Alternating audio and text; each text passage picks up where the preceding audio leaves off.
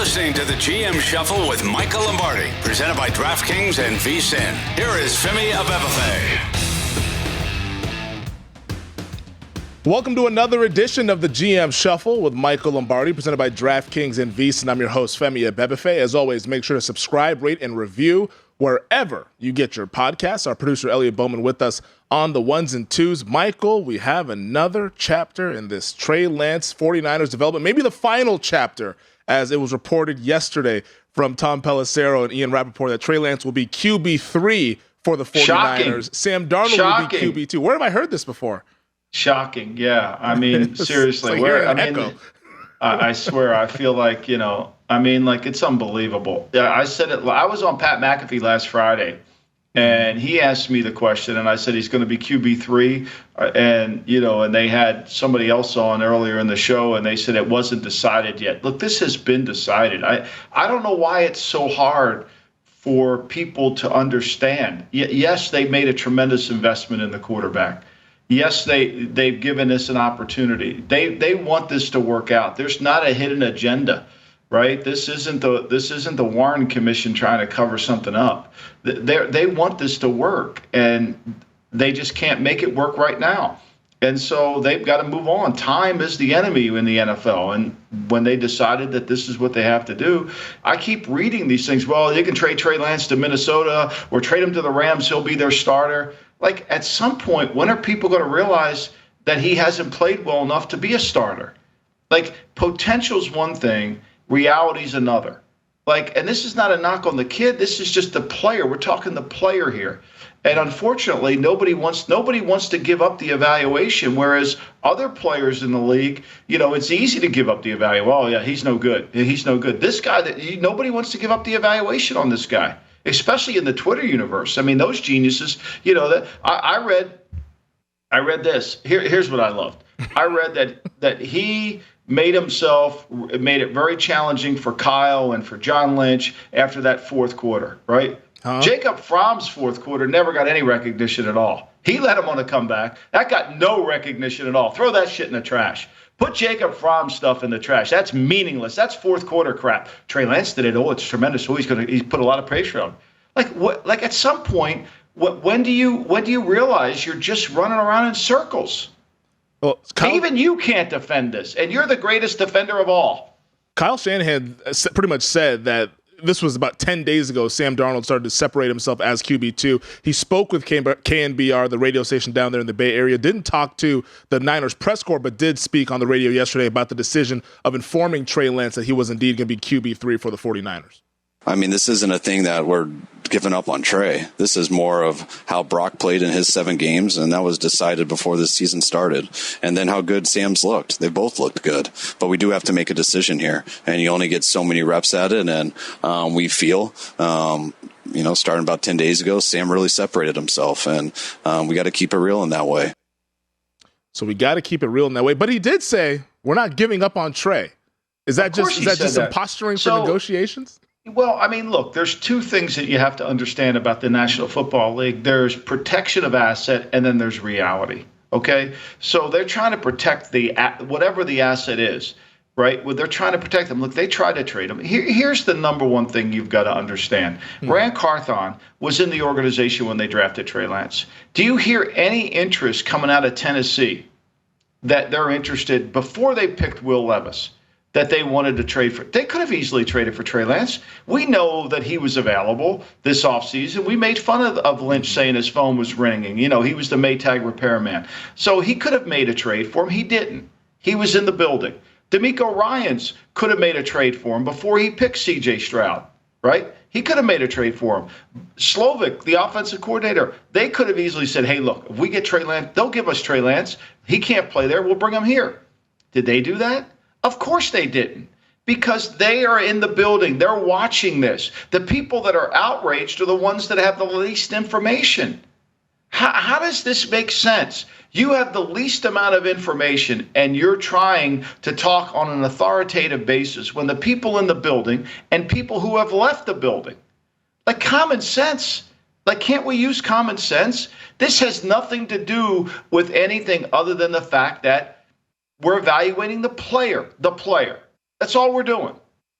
Well, the evaluation, this is something that we've kind of had our discussions about in the past about the sample size of the evaluation, but I want to read this tweet off to you. This is from Nick Wagner over at ESPN. He covers the 49ers, and he tweeted out yesterday evening saying, if the 49ers do trade Trey Lance and he doesn't play in a regular season game again for them, he will have played in 8 games with the team. That would mean he played in the fewest games by a top 5 pick for the franchise he debuted with in the common draft era. That goes all the way back to 1967. And that's been my thing, is that I get that we were evaluating the player throughout practice and all of that stuff, but the games also are a different level than practice. And maybe it would have looked like the worst quarterback ever, but at least we would have had a stamped, confirmed evaluation of, hey, this guy cannot play. They're not going to do that for you. They already know that. That's why we have practice. But how do they know it? How? Femi, because you go to practice. If you watch practice tape, you're in the meetings.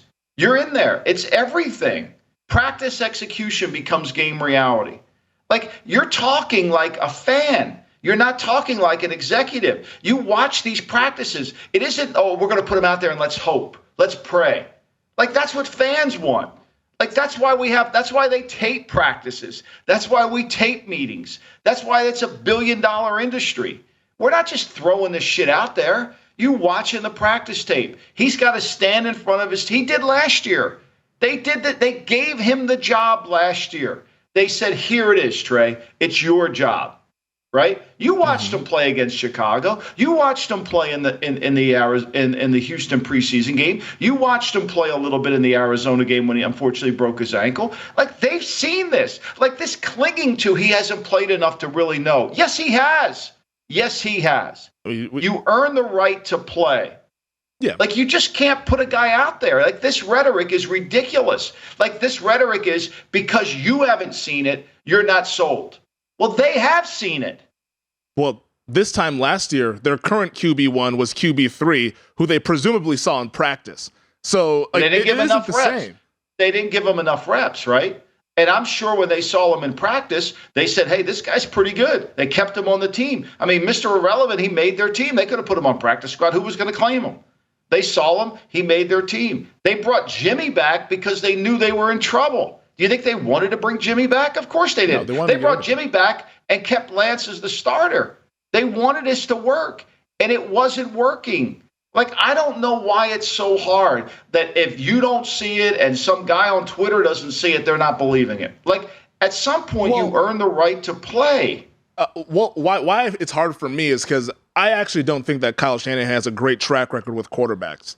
I mean, this is not like hidden or anything like that. His grand plan when he got to the 49ers was to go ahead and sign Kirk Cousins. Then he goes ahead and like this isn't a guy who's like beyond reproach at QB evaluations. Well, he picked Trey. He got Cousins to play well. He got Matt Schaub to play well. Matt Ryan played the best he's ever played for him. I mean, Matt Schaub in Houston played really good. 3rd round pick out of Virginia, played really good. Like I agree with you. Like, I would say it differently than you say it.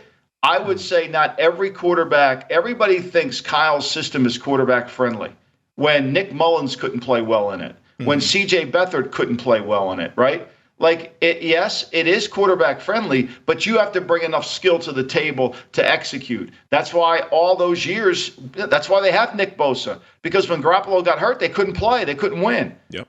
They traded for Garoppolo because Hoyer couldn't make any throws. It wasn't it's certain players, though. It takes a player to play in it well. But if he gets a guy who can play in it well, he maximizes the ability. So I think there's a little bit of I agree on some parts of what you're saying. Mm-hmm. There's a misconception that he can take any quarterback and win with them. That's not true. Yeah. That's not true. And I think, too, also, for me, is that, like, Lance, obviously, we can all agree, like, this is not going to work. Like, it's the chapter is closed. The book is closed. Where is it going to work, Femi? Where is it going to work? But here's my question. I mean, they have the most invested in it. Here's my question to you, though, is that they knew prior to selecting him, he was a developmental quarterback. Why did they select a developmental quarterback after trading all those assets? Like, that is the question that Kyle Shanahan needs to answer. And maybe it's when we get the 30 for 30 or the untold story about this whole saga. But why did they take a developmental quarterback with all of those assets when they didn't have time to actually develop him and they had this Super Bowl window? I think they felt like they could develop him. I think they felt like he had this unique skill set, right? And we'll bring him in here in Kyle's system. He'll enhance Kyle's system. A lot of this is, to me, it's coming from the personnel people. That personnel people see this, and all of a sudden they think it could happen. I mean, look, we know this. We know he wanted to pick Mac Jones. We know that. We've said that numerous times, right? Mm-hmm. And he got talked into it by Lynch and Adam Peters and other people because they said, look at this talent. Look at this potential. Well, yeah, he's got talent. He's got potential. But unfortunately, it didn't manifest itself. And so now they got to make a decision. And I applaud him for admitting it. Like, Kyle's word there, we got to keep it real. Yeah, they got to keep it real. But look, if it were close, Femi, if it were close, they would have him as the number 2. Yeah. If it were close. It's not close. Last week, people were putting out there, well, they haven't made a decision. Kyle comes out and says 10 days ago it was separated. We know this. We know that. I said this 10 days ago. Like, people know it. You have to watch it. But nobody wants to admit it. When he completes a pass, all of a sudden I see every national media guy on Twitter showing the pass. Oh, look at Trey Lance brilliantly put that ball. Nobody shows Jake Fromm putting the ball in there. No, God forbid we did that. He leads, he broke the Ravens' 24-game win streak, but we're not going to give him any love. Fuck that. No way. No chance. Come on. It's all PR. At some point, when are people going to realize this stuff is PR? Look through it. Well, you didn't say this 10 days ago. We said this the first week of free agency when they signed Sam Darnold. We said, this is like an actual thing here that he's now going to be QB2. Like, that was pretty evident when they signed him. But I think the last point on this, and obviously we'll talk more about what happens with Lance going forward here, but this has to go down as one of the worst trades in NFL history.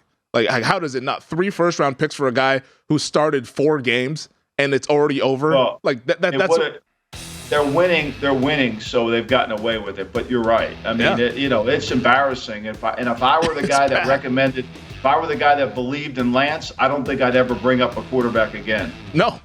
Yeah, whoever it was in that building, we're saying that obviously Shanahan wanted Mac Jones, but he's also the head honcho in terms of decision-making in that building. He has to wear some of it as well, but it's an absolutely disaster of a trade. But somehow they've lived to tell the tale and are a Super Bowl contender once again. We'll talk Lance and then Jonathan Taylor on the other side of the GM Shuffle.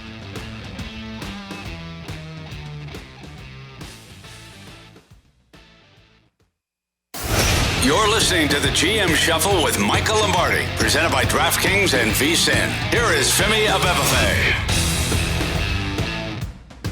It truly is remarkable that it feels like the 49ers brass, Kyle Shanahan, John Lynch are going to go ahead and survive this, because I don't think many organizations would survive this many assets given up, because we talk about the economics of things, supply and demand, but the opportunity cost and what you could have selected with those number 1 draft picks, adding to an already talented roster. But let's talk about the Lance side of this thing. 48 hours from now, he's scheduled to play and start in this Friday preseason game against the Chargers. We'll see how that goes. I mean, my goodness. But 48 hours from now, is he still on the Niners roster? Is he somewhere else? Is he not making the 53? Because I asked you earlier, does he make the 53 when it looked like we were headed towards Sam Darnold being QB2? Like, what happens with Trey Lance now that it is out there that he is QB3 and the path to him seeing the field is injury is probably the only thing that can get him on the field as a starter? I mean, look, you did not have to be Sherlock Holmes to know he was quarterback 3 all offseason. I mean, they've tried to trade him. Mm-hmm. Like, he's out there. They've tried to. They've tried to say, hey, make us an offer. They couched it as, well, we're not going to give him away unless we get something fair back. Well, that's not true. They're going to take whatever they can take, because here's the issue. This is a little bit an NBA issue here. He's got guaranteed money coming to him. He's got $3.7 million guaranteed this year of salary, right, between his roster bonus and his base. Okay, so that's all buttoned up. That's guaranteed. So he's got that. And then he's got $5.3 million next year guaranteed. So he's got over $8 million guaranteed. And he's got prorated bonuses that have already been paid out. He's got let's say he's got $11 million of $10.8 million of prorated bonuses still left. So 2 things. You want me to give you an asset, a high asset, and then you want me to pay the money for a player that you couldn't get to play and you wanted him to be your starter? Like, who's making this trade, Femi? When you put it in that context, who's making it? So if it's like Allen Robinson, you want me to take Allen Robinson and his $11 million salary, Mr. Rams? Okay, if you pay $9 million, we'll flop sevens. There's no trade there. Okay, now we'll do it. That's where we are. That's where we are. And they've tried to why do you think all the national media people put out all these The 49ers are as good as the Ravens in terms of putting out spin. I mean, they really are. I mean, they have the best quarterback room. We read that. We got people showing clips of Trey Lance on Twitter drilling a ball in. Poor Jake DeFrom. He can't get a clip on Twitter. But anyway, so like at some point, people in the league they realize that's for the fans. The people in the league watch the tape. They know you can't con the people. They're watching. They're seeing it the way I see it. And I'm not saying that I'm right on everything. And I'm not saying, but I'm not a fan. I'm not falling in love with this. I'm seeing it as an executive. They see the same thing. Who wants the money? Look, Tennessee, do you think they've solved their quarterback issues long term? I don't think so. Will Levis, we'll see. He plays the Patriots the next night. He hasn't looked like anything special. Malik Willis still doesn't look very good. So why wouldn't they be involved? How about Houston? Okay, they got C.J. Stroud, so they're not going to be involved. Mm-hmm. People say, well, the Rams would be involved. Oh, right. Okay. You think McVay hasn't watched the tape? I mean, it's like, seriously.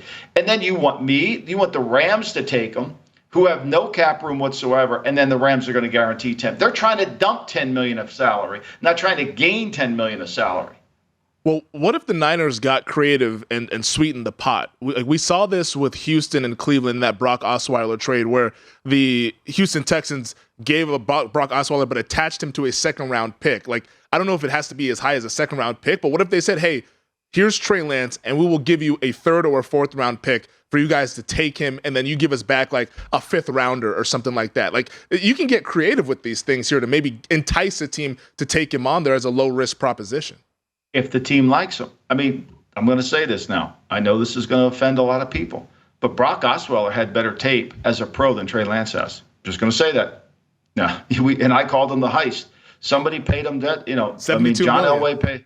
Right? But he had better tape than Trey Lance has as a pro. Now, he's played more games, in fairness, but he's had better tape. And so when they took him, they were at least you could say, well, watch this tape or watch that tape. Unfortunately, Lance doesn't have very good tape in regular season or in preseason. He doesn't have much tape at all. What's he got, 9 play games? So I think that becomes a little bit more of an issue. This is one of those where the team that would trade anything for Trey Lance, and I would say it would be minimum, would be the team that really liked him coming out in the draft, mm-hmm. that is run by a coach that has enough authority to stamp it down. Yeah. And this is a very problem situation. Minnesota's they're not trying to take salary on. They're trying to dump salary. They're in salary cap trouble, right? Could they use them for next year? Perhaps. But again, there would be a lot of interest if you could just take the player without taking the guarantees. But there wouldn't be interest in terms of getting a second-round pick or a third. Nobody's paying that. Like, let's get real here. Yeah. No, it's like if he ends up being a free agent, which according to you, I don't think you don't think they'll actually cut him because of the contract and what they would have to eat. I think a lot of this will come from Lance. Lance, if Jimmy Sexton, the agent for Trey Lance, says, look, we want to trade, he can't play there, get him out of there. We're not going to, it depends on what the stance is of the kid. And the kid's a great kid. So I don't know if he'll take that stance. So we'll see. Yeah. So I guess he kind of just is QB3. Like, that's what it seems like. And they can keep their all-time quarterback room. Sounds like they want Brendan Allen to be QB3. That's what it sounds like. That's the way I read it. I mean, they would like this to go away. They would like to put him somewhere, let him get on with his career, and let them get on with their career. Which then is my next question. Do you see a situation to where they kind of put him on like an exempt list to where he still gets paid but is not in the building? You can't do that. You cannot do that. That's against the rules. You can't do that. He's going to have to either be on the team or they're going to have to cut him. There's no list for, we made a mistake, so we'll put you on this list. No, there's not. That list doesn't exist. We don't have the Mulligan list? We do not have the Mulligan list. That list doesn't exist. Either he plays or he doesn't play. Yeah. And so, they have to make that decision. And I think a lot of this will come from the kid. Look, the kid's probably really disappointed. The kid's trying to get better. Mm-hmm. And he wants to try to play. He needs a new environment. The problem is he's got guaranteed money, which he shouldn't walk away from. But that's also a roster spot as well for the 49ers that, I mean, I get it. It's like, hey, like, it's a lot of guaranteed money that they're owed, but man, it's almost as if you're burning a roster spot, holding him on the roster. But you got cap. What they really want to do is they want somebody to take them and take the guaranteed money off their hands so they can give it to Bosa. Yeah. Yeah. But it doesnn't sound like anybody's going to be interested in doing that. So they're kind of just stuck, you know? And it's going to be hard. We'll keep but, they got great PR. I'm sure we'll read a story today where there's 8 teams calling. I mean, I'm sure we'll have that. Well, we did read a story that there are teams reportedly calling for Colts running back Jonathan Taylor. The latest on the Jonathan Taylor saga is that the Colts have given him a deadline. He has until Tuesday to find a trade partner. ESPN Stephen Holder, who does a good job covering the Colts, said 6 teams have inquired about Taylor's availability, and 2 of them have engaged the Colts with offers. How do you think this Jonathan Taylor situation gets resolved? Do we see him on another team by Tuesday, or does he end up realizing that other teams aren't really interested in paying a big salary and he ends up with Indianapolis Colts? You know, it's funny. I saw that people said Philly was interested. I would suspect if Philly were interested, it would be for if they thought the kid would play on the existing contract that he had, right? And they would give up something for him. Why wouldn't they? I mean, they've done that before. So, any team would want to do that. I think there's a market out there for Jonathan. Do you want to play on the 4th year? And then we'll see where it goes for us. I think there's probably a good market out there. Now, do we give up a bunch of picks? Because Ballard wants picks that add up to what would be equivalent to a 1. So could that be a 2 and a 3? I know it's going to be hard. But if I got to give you that, if I got to give you a first-round pick, if I say Philly says, okay, I'll give you a 1, Philly's not going to recoup that if they don't re-sign him. And then you've got to ask yourself the question, are we going to pay this guy 15, 16? Like, what kind of deal are we going to get? And I don't know if the team that takes him on, if they're willing to redo that. Would Miami be willing to take him on, give up a first-round pick, and then pay him? They didn't have any tolerance to pay. They were not interested in paying Dalvin Cook $7 million, and he didn't cost anything. Yeah. So I don't know how this is going to play. I don't think the phone's ringing off the hook in Indianapolis for Chris Ballard. I think one of the reasons he did this was because I think it helps him talk to the kid about this is your market. I think it gives the agent some reality about what teams are willing to pay. And if somebody said, look, we're willing, we'll give you a 3-year deal, average 13, then I'm sure the Colts would have done that deal easily. But I think this allows you, and I think putting a deadline on it makes it that teams have to cough up. So eliminate certain teams that have no cap room, right? So there's certain teams that can't afford him if he's not going to play, if he wants to redo. If he wants to play on the existing contract, I'm sure there's a lot of teams that are willing to give up picks because they know they could get him back in a compensatory pick. You know what I would do, and it pains me to even say this as a Dallas Cowboys fan, but if I was Jonathan Taylor's agent, I would tell him, hey, man, let's roll the dice. Let's try to get to Philadelphia somehow, have an awesome season behind that offensive line, show that you're the all-pro running back that you were a couple years ago, and then let's try to take another bite at this thing right now. You're going to have more carries on you. There'll be more wear and tear on you. But if you have a 1,500, 1,600-yard season, maybe you have a healthier market this time next year versus what it is right now. But Philly's not going to give up a first-round pick for a rental. Well, and Ballard's not going to take something less than that. Well, I mean, so there's 2 categories we're talking about. We're talking about are teams interested in renting Jonathan Taylor? I think that market probably robust. Are teams interested in paying a first-round pick and extending him at 16, 17 million a year? I think that market's rather small. Yeah. So I think that's what we're going to come out with. Do I think 6 teams called? I'm sure they did. Do I think 6 teams probably said it's too much? Yeah. I think you call to find out where we are. Okay. Does this guy want a extend? Will he play? You talk to the agent. Will he play on his existing contract? And we'll decide on where we're going from there. If you find that he would, okay. Well, if you're Philly, what if you say, we'll give you our second-round pick, which is probably going to be a late 2 since they're expected to be a really good team. I mean, they're not going to – Ballard, I get he's asking for the first-round pick. You're not going to get it. Like, just get that out of your head. Like, you have But then he's not going to trade him. He has leverage, Femi. He has leverage. He doesn't have to do it. Have to. Yeah, but I mean, I guess you want to get something out of it. I don't know. We'll see. We'll talk more about this on the other side, and we'll get to blue chips, red chips, wide receivers, and tight ends here on a Thursday.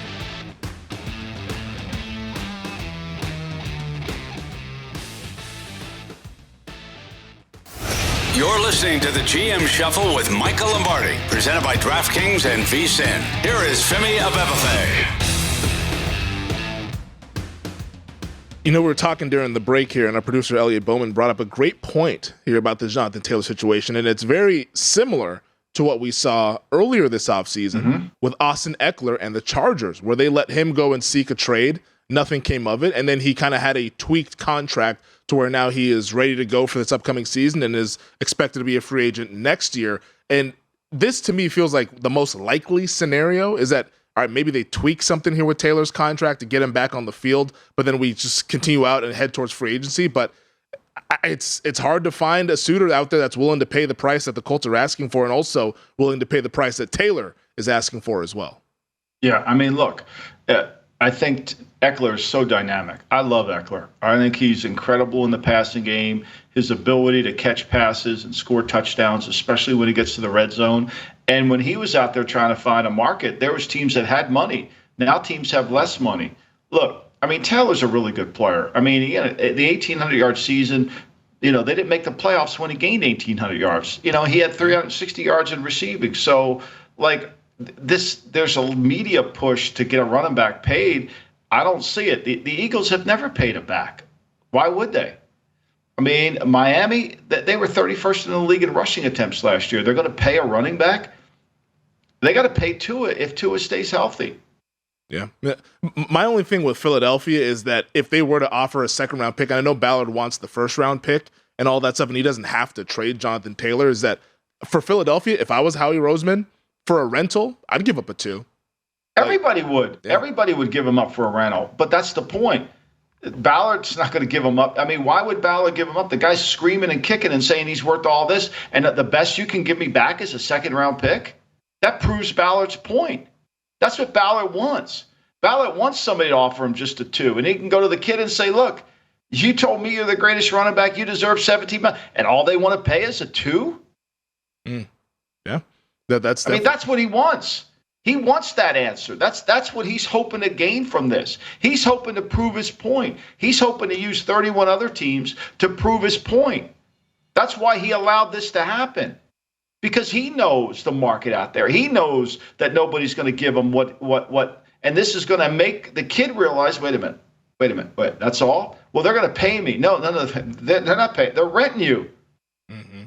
Why can't I rent you? I signed you.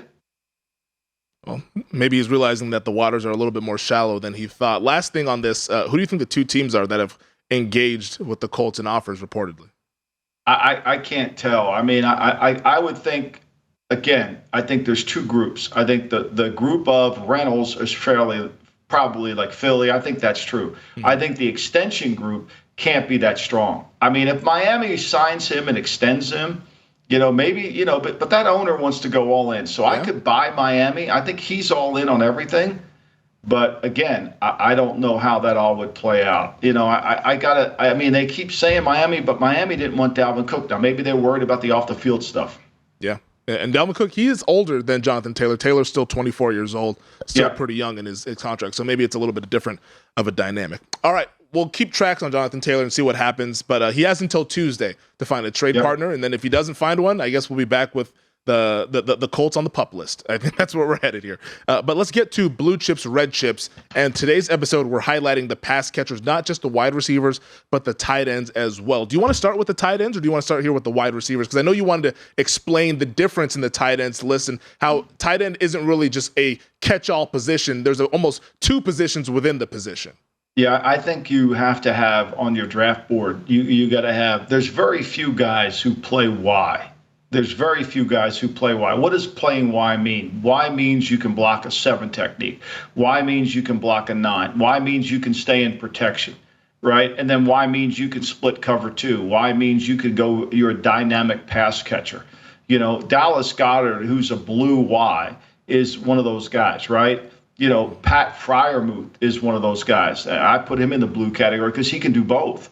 But then to me, the guys that really get cheated because there's not a category are the big Fs. So, for example, Kittle's a Y, Njoku's a Y, and there. I have them as my top Ys. Whether they're blues or red, I don't know. There's just not enough of them, right? Mm-hmm. I think Goddard's the best one, the most complete tight end in the league in terms of blocking at the end of the line and being a dynamic in the passing game. Mm. And you say, is he better than Kelsey? No. Kelsey's not a tight end. Kelsey's a legitimate receiver. And Kelsey takes way less money to be a legitimate receiver because he's selfless. And you got to applaud him for that. But he's a big Y. And so he's never blocking a 9. He's blocking edge. He's blocking run force. He's never blocking at the point. So there's a different category. And there's so many of these guys now in the league that are coming into the league, whether it's, whether we saw with Sam for Laporta, yep. Laporta, we got, now Michael Mayer was more of a Y. He was an on-the-line Y. He may be. But like Mark Andrews, Hawkinson, Evan Ingram, Jawan Johnson from the Saints is a true big F. And Waller, even last week when Waller played, he wasn't playing Y. He was motioning him. He was playing big receiver. And it's a mismatch receiver. So I think you got to be really careful about how you grade. These guys don't get paid like receivers, but they truly are. And they help the offense. They really do. And the PA has to try to find a way to help these kind of guys because there's going to be more and more and more of them, right? Yeah, and the Goddard's the guy that like Goddard should be the highest paid tight end. Kittle can still block because he's determined and he's tough, all those things. But Freiermuth is an old school guy. That's why Michael Mayer will be an old school guy because those guys could block the 7s and the 9s and pass protect and still make a difference in the passing game. So it's kind of a little bit. It's hard to really go through the tight ends because they're not tight ends. Like they're just not tight end. Kelsey's not a tight end. He's a great receiver. And to your point about the contracts, we just saw Evan Ingram, who was on the franchise tag. He signed his long-term extension a couple days before the deadline. 3 years, $41.25 million, $24 million guaranteed. Like that's like we saw wide receivers who were wide receiver 3s and wide receiver 2s signing those kind of deals. And you have Evan Ingram as one of your top line big Fs, those guys who are the pass catchers that are not really the inline type of blockers there. So that kind of goes to your point right there. Yeah, like Kyle Pitts. Why isn't he on the list? You could put Kyle Pitts on the list. He's a big F. He's not a tight end. He's not a tight end. Like the true tight ends, the old school tight ends, the Ron Kramers from the Packers who blocked the sweep back in the 60s, the John Mackeys. That position is kind of dried. The Rob Gronkowskis, those guys, the Mark Bavaros, those great big guys that could dominate and play. Those guys are playing defense now. They're not playing offense. And when you get one of those guys like Goddard or Kittle or Freiermuth, there's a great advantage to you have. I think Njoku would be to me a red.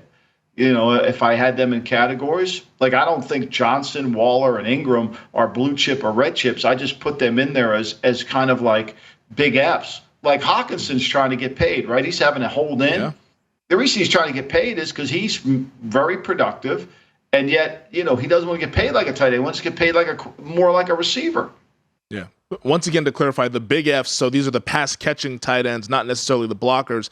Travis Kelce of the Chiefs, Mark Andrews of the Ravens, TJ Hawkinson with the Vikings, Evan Ingram with the Jaguars, Jawan Johnson with the New Orleans Saints, and Darren Waller now with the New York Giants. And then the Ys, the guys who are they can do some stuff in the passing game, but also do stuff in the run game as blockers and the pass game as blockers. It's George Kittle of the 49ers, Dallas Goedert of the Philadelphia Eagles, Pat Freiermuth of the Steelers, David Njoku of the Browns. And I ask you this, Michael, about the position. Which is it the big Fs or the big Ys you think is more valuable to a football team? I think the big Ys are. Yeah. I think the big Ys. But when you get a guy like let's go through the blue chip Y. Let's go. Well, we have red chip receivers. Okay, so Amon St. Brown, Deebo Samuel, Waddle from the Dolphins, CeeDee Lamb, Devontae Smith. Just missed. I thought you could put Garrett Wilson in there. He's a really good player. Chris Olave is a good player. But now let's go to the Blues, okay? The best receivers in football, Tyreek Hill, Devontae Adams, Justin Jefferson, A.J. Brown, Chase, and Diggs. I had 6 in there. Mm-hmm. But if Kelsey's a blue chip receiver. You follow me? Mm-hmm. Kelsey's as good as any one of those guys. Different, but as good as any one of those guys.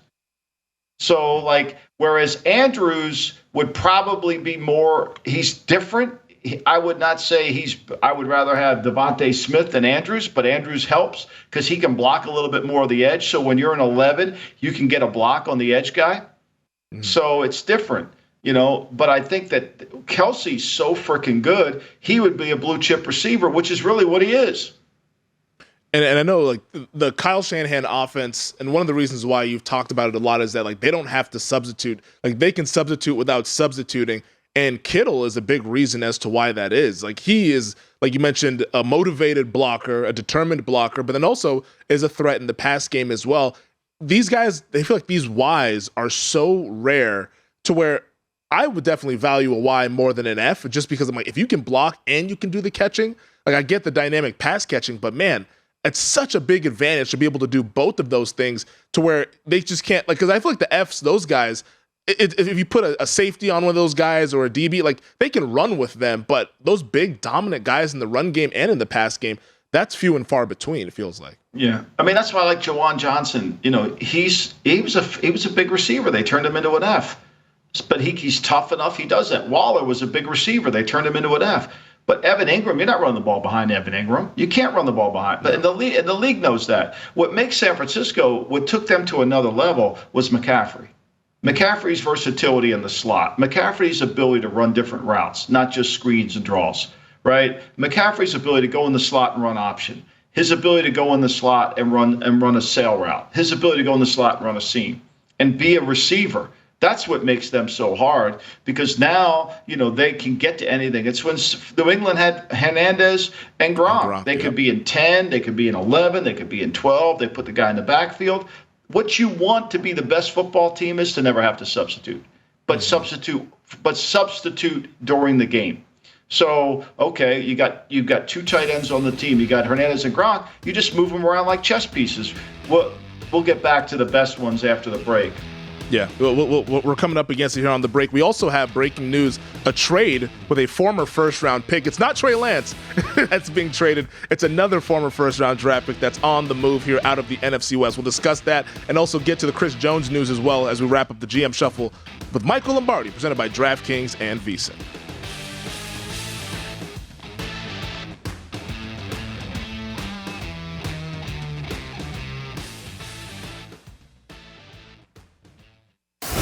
You're listening to the GM Shuffle with Michael Lombardi, presented by DraftKings and VSiN. Here is Femi Abebefe. All right, let's put a bow on the blue chip, red chip pass catchers, receivers, and tight ends. You mentioned your best of the best at wide receiver. You're going with Tyreek Hill with the Miami Dolphins. Nobody puts fear in the heart of a defense quite like Tyreek Hill and the speed that he has. No, I mean, it's just he changes the game. He changes the game. Look, they've got 2 receivers that change the game. Waddle, too, right? It's like Philadelphia, Smith and A.J. Brown. But Tyreek Hill, it's just when you talk about a number 1 receiver, you got to roll the coverage to him all the time. And that's what Tyreek Hill is. That's what Devontae Adams is. That's what Justin Jefferson is. That's what Jamar Chase is, too. Mm-hmm. A.J. Brown, you got to tackle A.J. Brown. Yeah. Stephon Diggs is also, he's there. But those guys are so elite, but Hill scares you to death. You play man-to-man, you play press on him, you get the ball thrown over the top of you. There's nobody in the league like him. And when he gets the ball in his hands, he's a powerful runner. What makes him special is his quickness, too. He can get the instantly get the top speed. Mm-hmm. And, and he's got great hands. So he is, to me, he's the one that scares me the most. Yeah, he is electric, and what he does is a pass catcher, and he helped that Dolphins offense be pretty explosive last season. In terms of the best of the big Fs and the big Ys, the big Fs, I'm assuming Travis Kelce is the best of the best right there. That's not breaking any news. Yeah. He's a wide receiver. He's a number 1 receiver. To me, the best tight end, the most complete tight end is Goddard. And, they use him in the way to where they don't even try to, he's blocking the edge. He can control the end of the line of scrimmage. He's by far the best one. Yeah. I think Fryermuth's going to be really good too. It'd be interesting to see what Mike Mayer does. I think that's going to be important too. I mean, he could be a good player because he could block. We'll see what this class brings in terms of who can block and who's just really inept. Because once the coordinators realize he's just a pass receiver, then they play sub to it. Yeah, which is why I don't think those big F guys, they're really nice and dynamic, but they're not as valuable as the big Ys and those guys who can actually block and be pass catchers. I'm curious, Dalton Kincaid of the Buffalo Bills, he was a first-round pick, and it looks like they're going to be running him in the slot and doing all these things. So it sounds like he's headed towards being a big F in the NFL. But I thought he might be able to block a little bit. We'll see. I mean, if they can block in protection, it's a huge advantage. And looking at your list here before we move on, just like the embarrassment of riches for the Philadelphia Eagles offense. They had a number of guys on the offensive line with Mailata and Lane Johnson. They have 3 pass catchers. You have a red chip receiver, a blue chip receiver, and then you have a top complete tight end in Dallas Goedert. You wonder why they're good, because they have a lot of really good players. Yeah, I mean, well put together their talent. I mean, their offensive line makes it all go. I mean, it really does. I mean, that skill up front makes it all go. Real quick before we get to Chris Jones, wanted to update the folks on the trade that just happened moments ago in the NFL. Isaiah Simmons, the former first-round pick for the Arizona Cardinals, is being traded to the New York Giants for a 7th-round draft pick. The Cardinals declined his 5th-year option this offseason, so he's scheduled to be a free agent next year, but he's going to the Giants. All it took was a 7th-round pick in this upcoming draft next spring. Yeah, I mean, the guy has no position. The guy has no position whatsoever. He's not a linebacker. They tried to play him at safety. He doesn't really have that. To me, this is one of those, you asked the question about Trey Lance. Why would you take a guy with all this potential? Why would you take Isaiah Simmons? Well, because he's fast and he can run. Mm-hmm. But he doesn't have doesn't have linebacker instincts. He's not a safety, so there's really no position for him, and he's not really fully engaged into the game. So I think what you're going to see in Arizona is you're going to see a lot of these guys go. I think they're going to reshape the roster completely. I think they've gotten in there, and I think they know it's a mess. I think they know they have a few guys that they can count on that love football. I think they're going to keep them. And I'm pretty convinced. I would be shocked if they keep going down the Murray road. I really will be. I'll be completely shocked if they go down that road because I think they know the culture and the way things have been out there. It was a disaster. And look, we can all talk about everything, but the reality of it is has Murray endeared himself to his teammates? I think that remains to be seen. I think this is just the tip of the iceberg. Trading a guy who was such a top 10, a lottery pick for a 7th shows you there was no market out there at all for him. There was zero market out there for him. And the Giants are going to take a flyer. They figure like, okay, Wink Martindale can get the guy. Maybe we'll use him as a blitzer. Maybe we will. Who knows? But, I mean, when you give up that quickly on a guy who you spent that high of a draft pick on, it's over. Well, now you've left us with this nugget here. I mean, what's the market for Kyler Murray at that contract? It'd be interesting to see. The market in the media is way different than the market in the league. Well, the market in the media is going to be, oh my God, But the market in the market in there, I mean, you talk to people who have been with the Cardinals, and you talk to anybody who was there. Be interesting to see. Yeah. I'll just say this. I would say this. I think the way Monty Ossendorf and Jonathan Gannon are kind of clearing the team out, I think, to me, you'll see a lot more changes. I think anybody that doesn't love football and buy in won't be on the team for very long. Wow. Perhaps maybe we'll see their new quarterback this Saturday, Caleb Williams at USC. Is that where we're headed with this thing? I mean, look, they're not very good. The Cardinals are not a very talented team. They play hard. The first 2 preseason games, they played hard. You can see they're coaching hard. They're coaching effort. But they're just not going to be good enough. It's going to be really challenging for them. I mean, they're going to trade anybody. They'll trade anybody off that team. I think the best. They're not going to trade Budda Baker. He's their heart and soul of the team. Mm-hmm. He's their heart and soul of the team. I mean, Zaven Collins. They'll trade him. And they'll trade whoever you want. They'll trade anybody that came from the past era. They got to clean out that locker room. Yeah.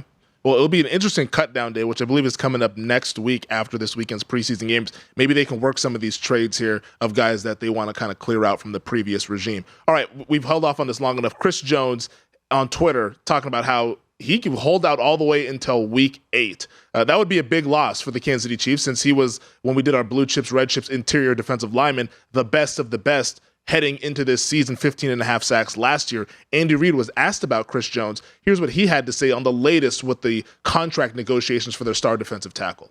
There's been no communication, so I don't know what's going to go there. But whatever happens, happens. I mean, not there. The game goes on, right? So that's how it works. So you used to do the GM stuff too. I know you've said you kind of like not being a part of that. But as someone who's the head coach and been here for as long as you have, you know Chris so well, is there a way for you to get involved with this, or you just? No, right now there's not. Yeah. So they got to communicate and do their thing, and there's just been no communication. So no communication is what he has said, and Chris Jones has put the deadline of week 8 there, so that's far off into October territory. Is it panic time for this Chiefs defense that is reliant on their best player? Well, I mean, look, Andy Reid said it well. I mean, life goes on. I mean, you know, they're obviously not going to pay what there's been communication. It's he wants X and they're not willing to pay X. So, and you know, and I'm sure there's been back and forth on that. And now that both sides have kind of dug in, you know, somebody's going to have to cave. And Jones made it clear that, you know, he could wait till week 8. Look, the guy was the best defensive player in football last year. There's no question. 15.5 sacks, all the quarterback hits, you know, and his value, they know his value, but they also know they have a salary cap and they have structure and they have things that they've got to put into place. And Andy knows exactly what's going on. I mean, Andy knows everything that happens within that organization. Brett Veach and him work hand in hand together. And I'm sure that, you know, the communication isn't there, because why communicate when you're so far apart? You know, why? If I keep calling you up, Femi, and I keep showing that I want to get a deal done, and I don't get to your number, you know, get a sense of desperation on my part, all right? So Chris Jones comes out and says, I'm not showing up till week 8. Andy comes back and says, life goes on. Yeah. I mean, that's just exactly what happens. And so once you show you're desperate, you're going to cave. And if you're not desperate, look, the Chiefs will figure out how to win without him. They're a way better team with them. It'll be harder to win without them, because it's easier to block their front now, and it's easier to attack their secondary, which has got some areas you can. But, you know, I mean, Andy's, you know, they got Patrick Mahomes. I mean, look, that's the thing. Mahomes and Kelsey have done everything for the team. They could easily make more money. They could easily make more money. And if they turn around and give money to Jones and pay him, then Kelsey said, well, what am I doing here? It's a fair question to ask. What do you think the likelihood is that Chris Jones is on the field week 1 against the Lions coming up now in like 2 weeks? I would say unlikely. And even if he shows up, can you play him much? Yeah. I mean, that's the concern you have, is your guy haven't been on the field for a while. You know, this isn't the NBA where you can just show up and start playing. I mean, your body's got to get ready for it too. So, I mean, look, if there's no communication now, I don't think the Chiefs will get desperate. I really don't. All right, we have 2 minutes left. Let's do some quick hitting thoughts on some other news and notes. Baker Mayfield, we didn't touch on this. We expected him to be the QB1 for the Buccaneers, but any thoughts on Baker officially now the starting quarterback for Tampa? I don't know. What's the over-under when he loses his job? Week 6? I mean, seriously. I can't. I mean, look at Baker's last 2 years. How he's still a starting quarterback in the NFL shows you there's just not a lot of them. Yeah. There's just not a lot of them. I mean, he just hasn't played well, and he doesn't protect the football. And he can't see down the field. So I'm surprised he beat Trask out. I didn't watch practice, but obviously they went with the veteran guy. I think you're giving DraftKings an idea for a new betting market there. When will Kyle Trask take over as the starter for the Buccaneers? You can go ahead and price that one. Corey Davis, we've been asking about him all offseason. He retires from the NFL there and frees up some cap space for the New York Jets. Well, I think that's why they didn't do anything with him. I think they were kind of waiting on what he wanted to do. He probably just didn't have this moment, I want to retire.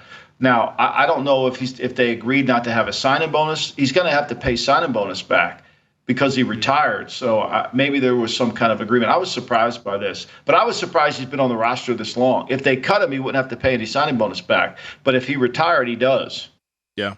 No, it was a surprise there. We thought that, all right, they bring in Randall Cobb, they bring in Lazard, they bring in all these guys. Obviously, Garrett Wilson's already there as a stud, but Apparently, Corey Davis decides he wants to walk away from football, former first-round pick, 28 years old. We have a couple preseason games tonight. Excited to watch those. Steelers, Falcons, Colts, Just and two? the Eagles. Just two. I mean, just two, Femi. That's easy for you. I mean, you can watch 4, watch 6, watch 8. I mean, 2 is going to be no problem for you. I mean, we're going to have full-on reports if it's just 2 games. Oh, yeah. I mean, we're going to get Twitter Femi out tonight. I can't wait. I'm flying home today. I can't wait for Twitter Femi tonight when I get home. Maybe Twitter Elliott with his boy Anthony Richardson out there on the field starting God. for the Indianapolis I can't Colts. wait for that, Thank you to our producer, Elliot Bowman. Thank you to DraftKings. Thank you to VEASAN. Thank you to you, Michael. I will talk to you guys on Monday with a new edition of the GM Shuffle podcast.